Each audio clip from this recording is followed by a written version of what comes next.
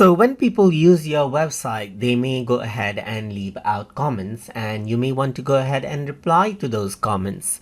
So if you want to go ahead and access out the comments that user may have left, you can simply go around onto the left hand side onto the comment section. So once you go ahead and do that, then what happens is that you get the comment of what you have right here. For example, there's nice content right here.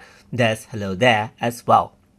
So now what you can actually do is you can mark it as unapproved or reply or edit this and so forth, as you can see right here, and monitor the comments that you may have.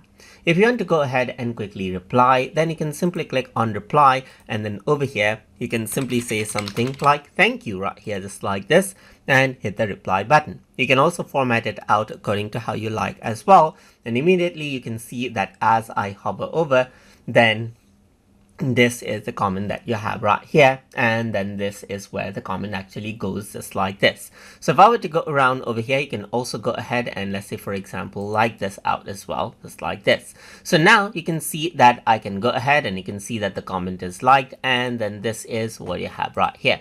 Let me just go back around over here, and let's say for example over here you want to go ahead and reply to this particular comment, then you can go ahead and do the same as well. So let's say for example you can go for image, you can insert a URL of an image, add in a tag right here, and this is all in HTML format, as you can see right here, just like this. So I can just go around and say something like, hi, how are you doing right here, just like this. So if I were to go ahead right here, I can select it and let's say bold it out and reply, and then what happens is that it'll simply go ahead and reply that out right here, just like this.